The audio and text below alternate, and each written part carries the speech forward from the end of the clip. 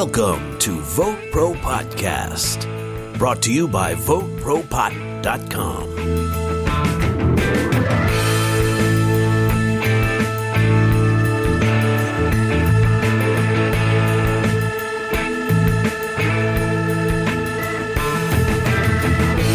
A vaping ban could push people to the black market.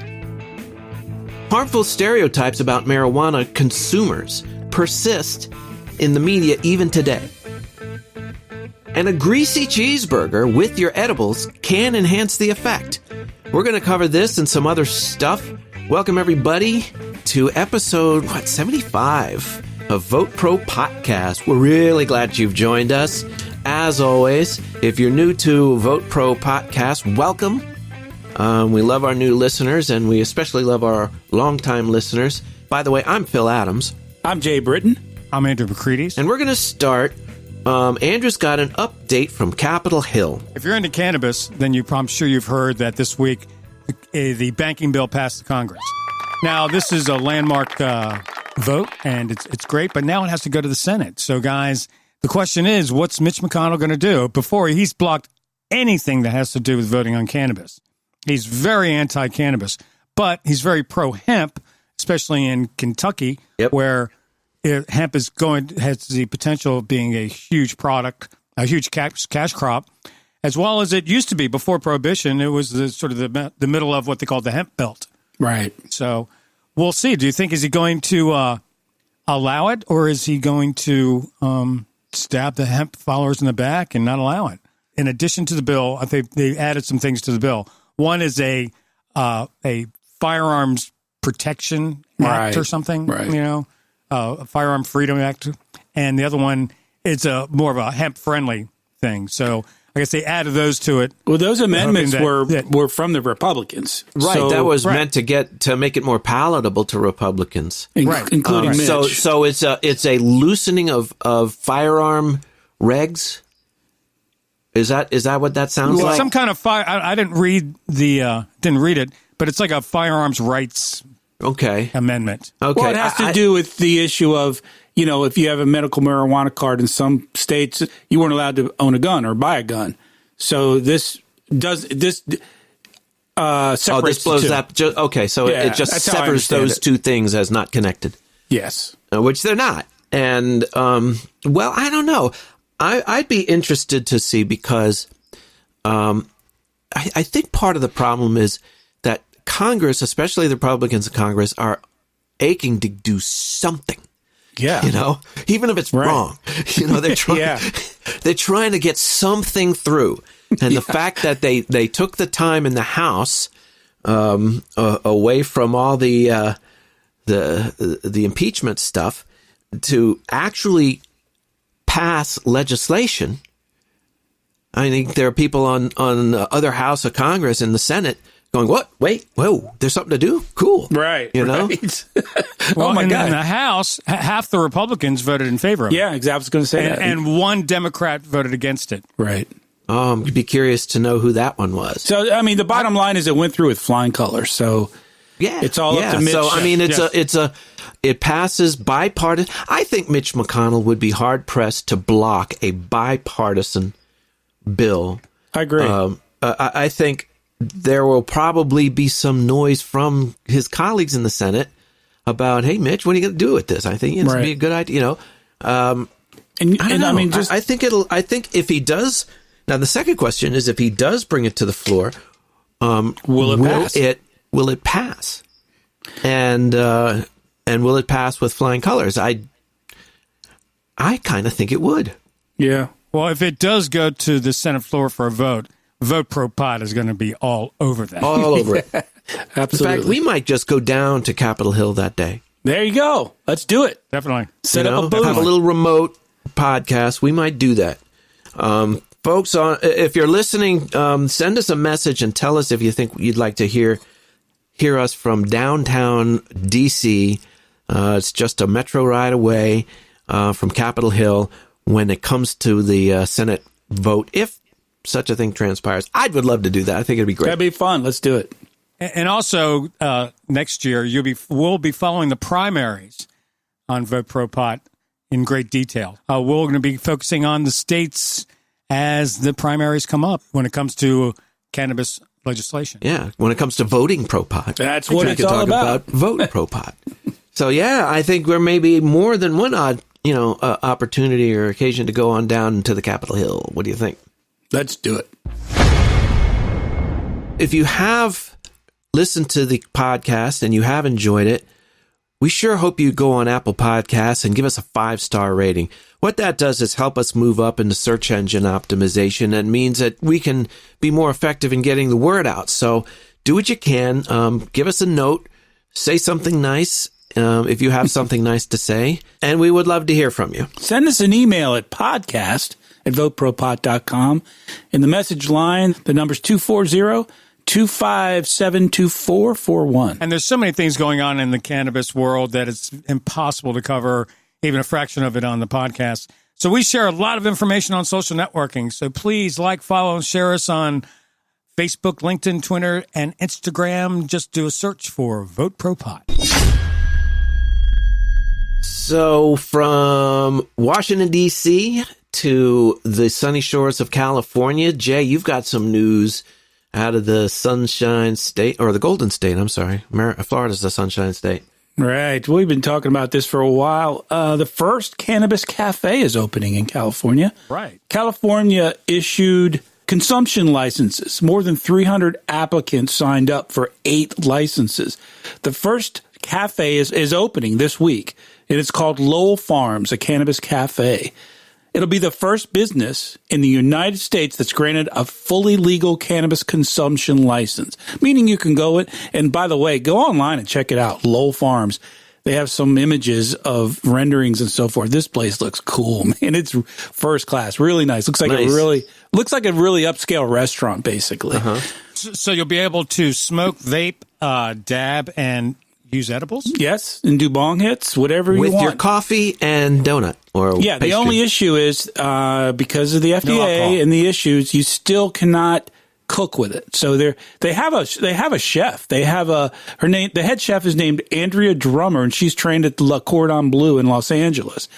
And she has sort of specialized over the years in creating THC and CBD infused foods. However, they're not yet allowed to do that. So she's creating dishes that she says lend themselves to different types of weed and so forth. So it'll be interesting to see. I mean, I think this place is going to be jammed, man. It's going to be packed. I think it's in North Hollywood, which North is kind Hollywood, of a I know the hipster, neighborhood well. we both live there. It's a very hipster area. So I think it'll do incredibly well. They have it on staff. Basically, their version of a sommelier. They called in the tableside flower service. So they will come to your table. They'll come to your table and discuss how to pair certain foods that they're creating and selling with certain strains and so forth. So yeah, it sounds like a lot of fun, man. Actually, I think, they could be selling a lot of edibles, but I think, what might sell more? What? And that is just really good munchies. Really good weed. Munchies, yeah. No, really munchies. That's the idea. That's the idea. Great snacks, man. Just like really killer Really snacks, high-end man. snacks, yeah. Yeah.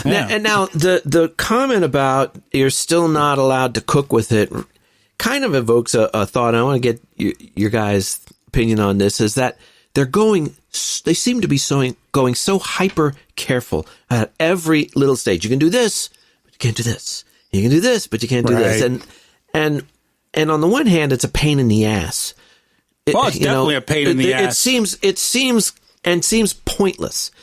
On the other hand, when this is all said and done, and all of these steps have been taken, and all of these states have been, running their little, public policy laboratory right. About how best to handle cannabis, nobody's going to be able to say a damn thing about, we moved too fast. No, we didn't move too fast. No, with this. definitely not. We went at a snail's pace, and we crossed every T and dotted every I. You can't say shit. Well, I'll tell you what, I'm going to be in L.A. in January, and I am going to check it out for sure. Yeah. I think a lot of this progress is are being negotiated. So some of these regulations are compromises. Yeah, I think you're right. And that's fine. I would think so. Because some of them are kind of ridiculous. Because still the anti-pot people are still fighting. Well, yeah, this is that whole FDA thing. and the FDA and the regulations. That's what this comes down to. Not being able to and cook. It's a culture thing too. I mean, it's the reason why, especially people in the media, and I'll talk about that in a moment, are still have these same negative stereotypes about cannabis. It's so ingrained in our culture. We all grew up being told that if you use marijuana, you're a bad person, right? And you'll do evil things. And it was always bullshit. But at this restaurant, they say they can't cook with it, but that doesn't mean they can't sell prepackaged edibles. No, they're selling. They have edibles. Yes, so you can get gummies. Oh, you can get gummies and brownies and things. Yeah, they can't add it to food on site. That's right. So if you're in LA and you've had the opportunity to check this place out, please call our message line, man. 240-257-2441. Give us the lowdown. Tell us the name of the cafe again. I'm sorry. The whole name is Lowell Farms, a cannabis cafe. Speaking of the harmful stereotypes, this report comes to us from marijuanamoment.net. And it's an article that really stresses how this just doesn't seem to want to go away. Mainstream, non-mainstream, but the news media outlets, and particularly those that lean conservative, seem to still perpetuate these ideas, these myths about cannabis and the people who use it and the effects of it, like it's the same lazy stoner culture of, the fabulous furry freak brothers. This is not reality. But a study was done. The study was published in the journal Visual Communications and was published last month. It states the study starkly demonstrates, quote, the heavily politicized nature of marijuana legislation. And conservative news media outlets depicted stereotypes more frequently than liberal or neutral ones. And this pattern held true in both the visual and the accompanying headlines. So you know how you have the tape loops and the images or graphics, or the headlines that scroll on the lower third. Both of them apparently are where you can find these stereotypes. Are kind of, and I think it's a cultural thing. I think there's so many people on the conservative side, and I kind of see this as my role here on VoteProPot-Cast, being the resident conservative, is to point this stuff out. There are, headlines and comments and just basic assumptions that are being perpetuated. There's a clip on YouTube of Tucker Carlson, and exactly. some of the stuff he says about cannabis, and he has a guy on. I guess he's interviewing or something. I saw the clip a few weeks ago. Man, he's talking shit. I mean, he doesn't have any idea what he's talking about. Well, Carlson has a way of expressing his righteous exasperation. Right. And it said, you mean you're even going to do this and legalize marijuana? What's the matter with you? He just throws it in there as if, well, of course it's a given that marijuana is, you can't do that, and he does this kind of stuff all the time. And now I'm not anti Tucker Carlson necessarily. There are some of his viewpoints that I'm right along with him on, but there are some that he's just being a blowhard, and he tends to be a blowhard sometimes. And when it comes to cannabis, I wish he would not be such a damn blowhard and look at the facts. Tucker, if you're listening, if anybody's got a line to Mr. Carlson, we would love for you to listen to just one of our podcasts. And you might learn send something. us a comment. It would, or don't, just listen, and don't say anything about it, and maybe learn a thing or two. It's not from us. We're just channeling what other people are telling us. But you sure could learn a few things, and I hope you do. Personally, I just don't trust anyone that wears a bow tie. Oh, me neither. I don't trust anyone in a bow tie, and I don't trust any man who wears leather pants. No. Andrew coined the phrase amateur experts, and that's exactly what we are. We are amateur experts. We're building on our expertise, but it's you don't have to be an expert in individual liberty. You know, True. You don't have to be an expert in freedom. Just be left alone. But the thing about this article, it seems to me, is that even in the liberal media and the neutral media and on the right, they really haven't changed that much when it comes to the way they portray the cannabis culture. And to say that everyone's a Cheech Chong or a Spicoli is just so unfair. Mm-hmm. Now they do it with alcohol too, to a certain extent. That's true. But they also glamorize alcohol too, big time. Oh, they always have. Right. You know, and they used to glamorize cigarettes too. You know, I watch old reruns, and they think about it. So they'll joke about cannabis, but they don't glamorize it. They still vilify it. No. And I think that it's changing slowly. Oh, definitely. And I think it's going to be a generational thing. I think the older people, they're never going to change. Well, you've talked about it, Andrew. You've talked about the culture, for example, in Colorado. If you've been there, it's totally different now. I mean, it's totally different. Yeah. Yeah. Yep. It sure is. Well, the study concludes, quote, the heavy reliance on stereotypes of marijuana users is an ethical issue, as media representatives will influence how audiences draw conclusions about marijuana use, judge the character of its users, and continue to either stigmatize users or open up new spaces within commercial media culture for alternate, more mainstreamed marijuana use. In other words, it's going to tip one way or the other. And, I think the weight, I'd like to say the weight of history is, against these stereotypes. Well, we did a segment a while back, guys. Remember that on the TV shows? The cannabis, and I watched those shows. And there's a sitcom. I don't remember the name of it. It was terrible, but it was on Netflix. And I still got the impression that they were kind of running with that stereotype, that's where the joke is. I guess that's it, Andrew. That's right. That's where the comedy is supposed to be. So what are you going to do? Yep. Yeah.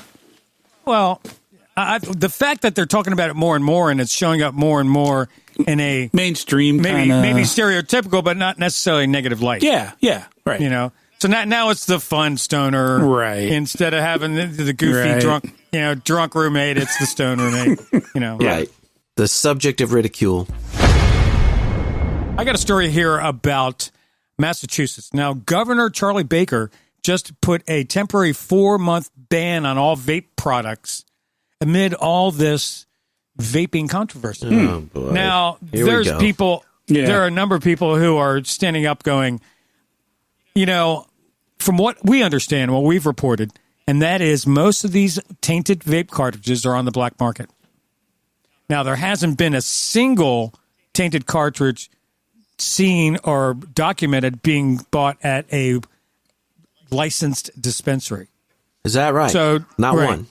That's not one. Good. And also, as far as the nicotine vaping, which has been a big thing for years. Right. And it seems to me if this was an issue in that, it would have happened a long time ago, like Phil pointed out. Phil pointed that out a couple weeks ago. Now, so actually, the point they're making now is to ban all this legal vape. We're talking about, no, this is Massachusetts, so that's the vape, the e-cigarettes, mm-hmm. your recreational vape pens, and your medical vape pens at the dispensaries. Wow. The adult use is legal in Massachusetts. So this isn't just the flavored stuff, Andrew? This is any vape thing. Wow. Any vape across the board, 4-month ban so they can get their that's just ridiculous. Minds wrapped around it. But the problem is it's going to drive everyone to the black market. Right. And so, in other words, you're just going to exacerbate the problem. Right. It's just making it worse. Well, I think I'm glad that it's only a 4-month kind of a trial period. 4 months would be plenty of time to show that trend, Andrew. I think you're right. I think that's exactly what's going to happen. Right. And I think it'll show up over the next 4 months. Well, the governor did say now it could go on longer and it could be shorter. So Andrew Baker is a Republican. I know that much, but I don't know much about his stance on legalization since Massachusetts. Well, it's a adult use state. I know. That's why I'm asking. How involved was he in that? I am not up on that. We'll have to look into that. It was a ballot initiative. It wasn't done by the state legislature. But I wonder if he was vehemently opposed. Or if he was just... Well, he obviously had to sign it, so... So he got on board at some point, right? Yeah. Right. Okay. Well, I think at that point, if it's a ballot initiative and it passes overwhelmingly and it goes to your desk... What are you going to do? You're thinking, wow, do I want to run for re-election? Yeah. Right. Yeah. Right. But do whatever you want. Now, I can understand, the public officials, public health is number one, and if there's a threat to public health, you have to act, and you have to act decisively. There's this drug that I take for my acid reflux. There it is. I have it. I'm not ashamed of it. Called ranitidine, over the counter. And that has been recently found to contain cancer-causing ingredients. Now, this is a product that's been on the shelves for 20 years, probably, and had millions of people use it. And now they're taking it off the shelf because people think, and we've seen this happen on all kinds of things before. Yeah. But when it comes down to this thing, I can see if your first response is to say, all right, let's guard the public health until we know what's going on. Can't sell it, can't buy it. And I think 4 months, at least it's not, a complete overreaction where we're just going to outright ban it, But it makes no sense. It makes no sense because we know that the problem is in the black market, right? And so, that's Andrew's point. It's completely opposite of what you should be doing. Well, all evidence so far shows that. Right. Now, I haven't seen anyone who's come up with conclusive evidence or report on it, but there's been no documented legal cartridges tainted.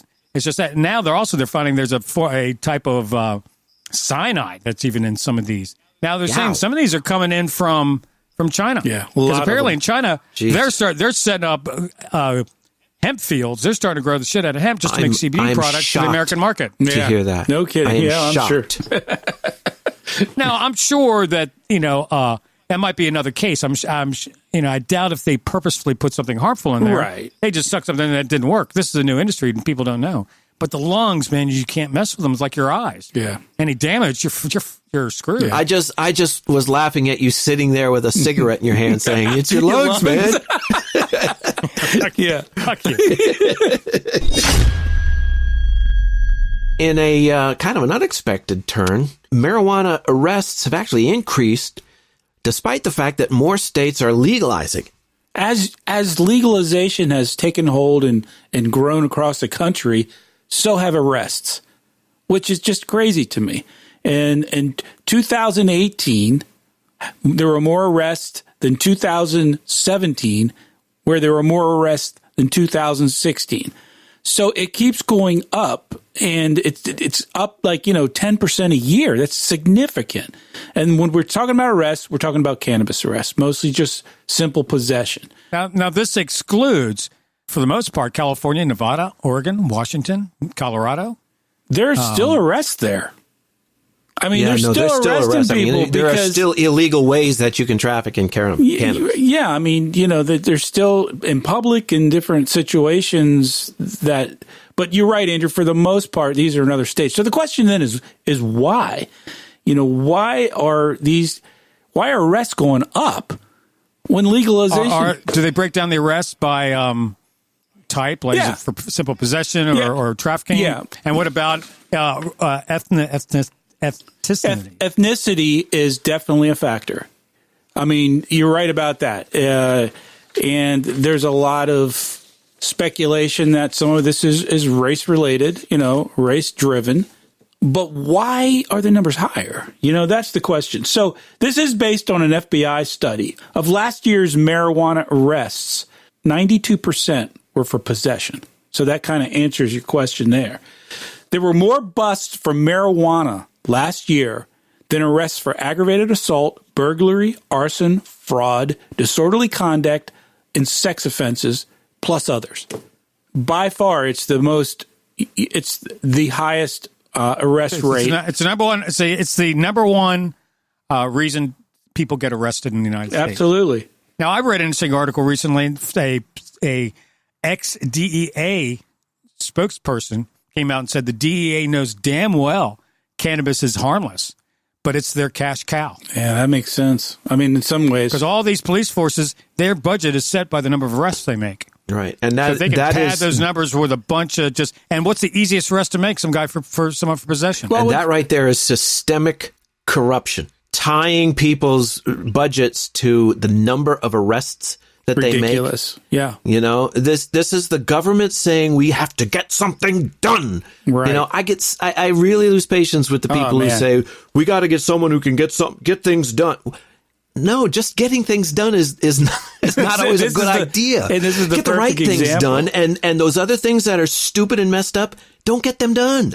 Well, what's interesting within this study to me is that for 10 years prior to this kind of wave of legalization, marijuana, cannabis possession arrests were down every year for 10 years.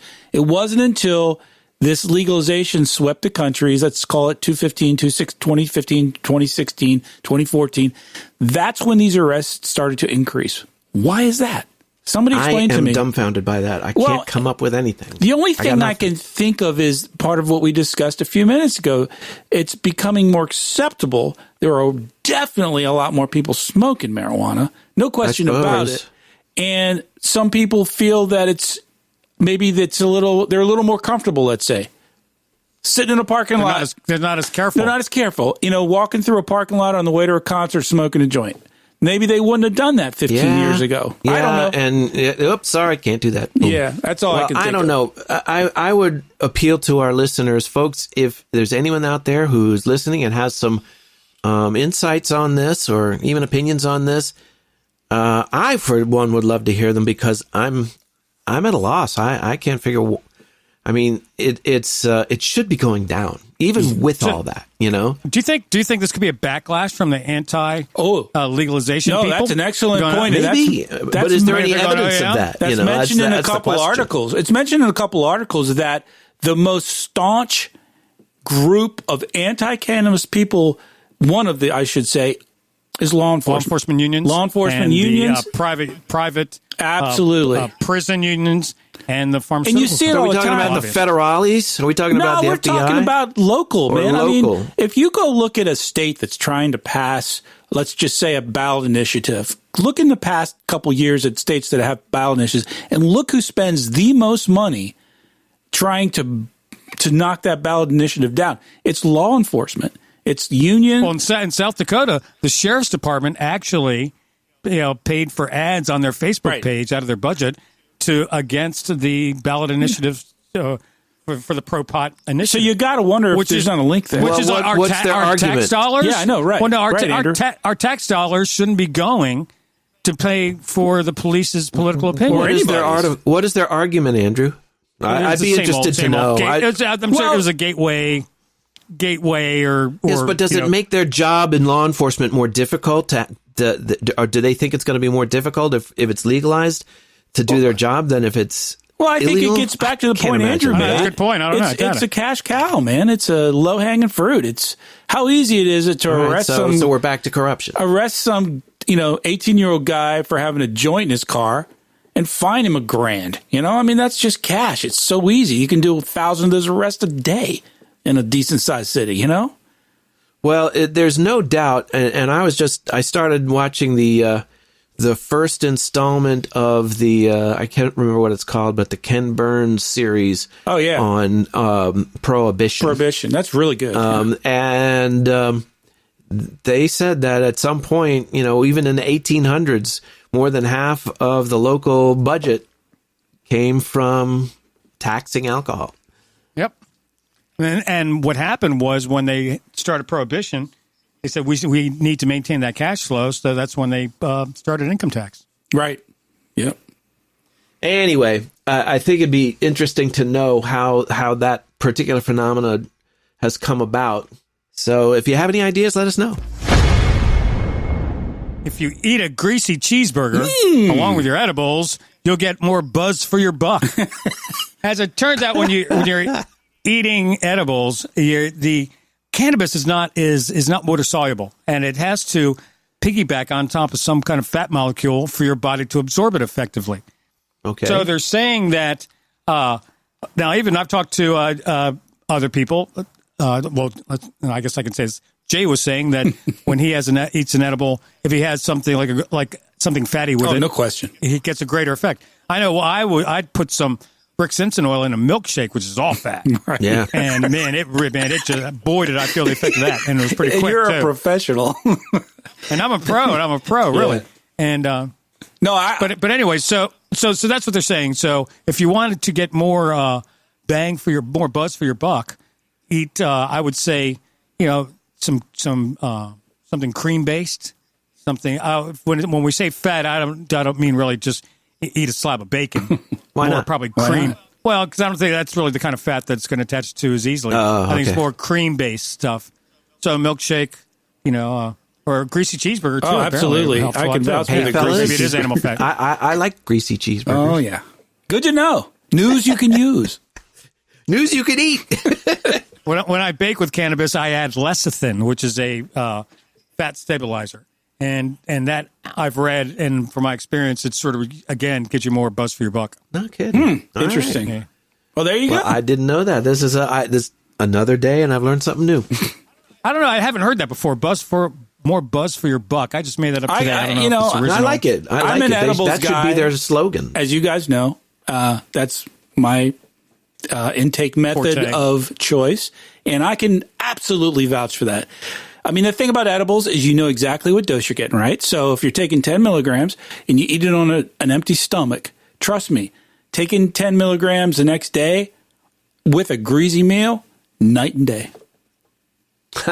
No, I'm serious. Night and day. And more enjoyable, too. I mean, Oh, because you're eating a fucking greasy cheeseburger. Yeah. yeah. Now, what should vegans do? That's a good question. Smoke. Andrew, Almond any milk. Smoke. Almond milk, coconut milk. Long hits. Okay. We love our vegan listeners, too. Avocado would work great. I bet it got infused guacamole. There you go. Perfect.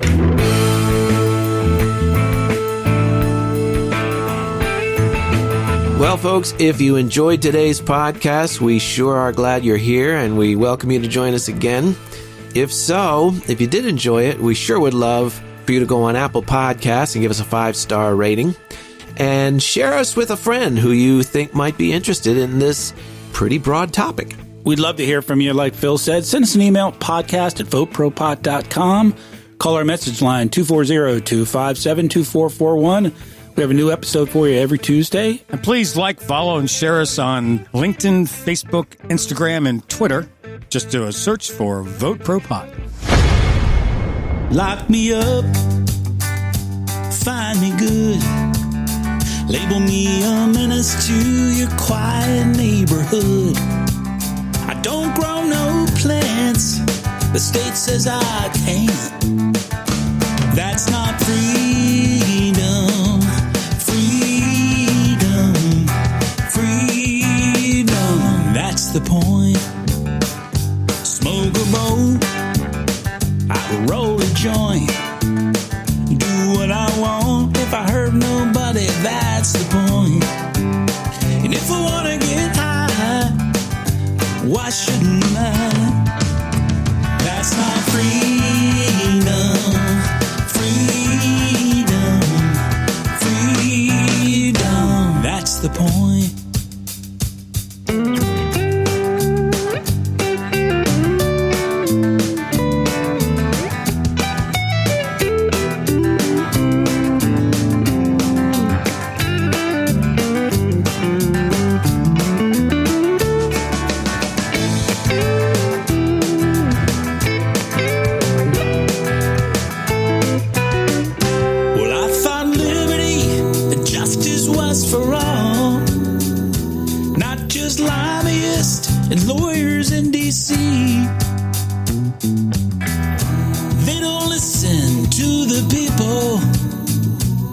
Decide what's best for you and me.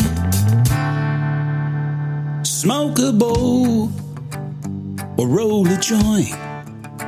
Do what you want. If it hurts nobody, that's the point. So let's get high. Yeah, you and I. It's called freedom. Freedom. Freedom. It's called freedom. Freedom. Freedom. Oh yeah. That's the point.